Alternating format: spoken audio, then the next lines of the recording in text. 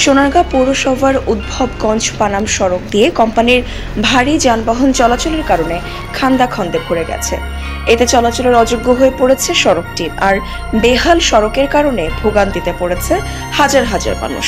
স্থানীয় বাসিন্দারা জরুরি ভিত্তিতে সড়কটি মেরামতের জোর দাবি জানিয়েছে।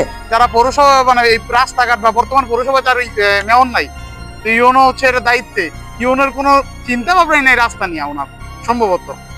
কারণ এই রাস্তাটা চিন্তা ভাবনা থাকতো, মানুষ কিন্তু পেরেশানি উনি বুঝতো, তাহলে রাস্তা কবে কোম্পানিতে ঠিক করে দিত। কোম্পানি নষ্ট করতে, কোম্পানি ঠিক করতে বাধ্য।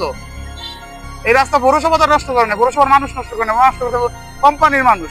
হইলো এই না রাস্তা গাড়ি পর্যন্ত পড়ে যায়, স্কুলের বাচ্চারা যাইতে পারে না, বিরাট সমস্যা। এই রাস্তাটা অতি দ্রুত করা উচিত, প্রশাসনিক দৃষ্টি আকর্ষণ করছি অতি দ্রুত আমাদের রাস্তাটা করে দেওয়ার জন্য। স্থানীয় সূত্র জানায়, নারায়ণগঞ্জের সোনারগাঁ পৌরসভার উদ্ভবগঞ্জ থেকে পানাম বাজার সড়ক প্রায় 2 কিলোমিটার দীর্ঘ। একবার নামমাত্র সংস্কার কাজ করা হলেও বেশি দিন টেকসই হয়নি। বর্তমানে সড়কটি ইট সুরকি বের হয়ে গেছে। পুরো সড়কটি এখন ঝুঁকিপূর্ণ হয়ে পড়েছে, ফলে স্থানীয় বাসিন্দাদের চলাচল করতে নানা বিড়ম্বনায় পড়তে হচ্ছে। সব কোম্পানির গাড়িগুলা চলে রাস্তাঘাটের কি বেহাল দশা করছে। এখন আমাদের এলাকার লোকজন চলাফেরার জন্য বহুত একটা সমস্যা করেছি। আমরা যাতায়াত করতে পারি না গাড়ি ঘোড়া দিয়া।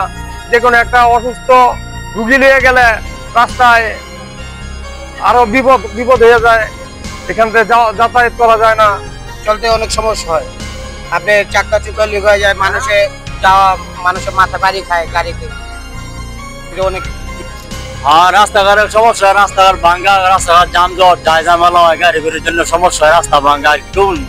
এখন এটা মেরামত করা দরকার। প্রশাসনের উপজেলা নির্বাহী কর্তার কাছে বলতে হবে যাতে এই রাস্তাটা দ্রুত কাজ সম্পন্ন করে।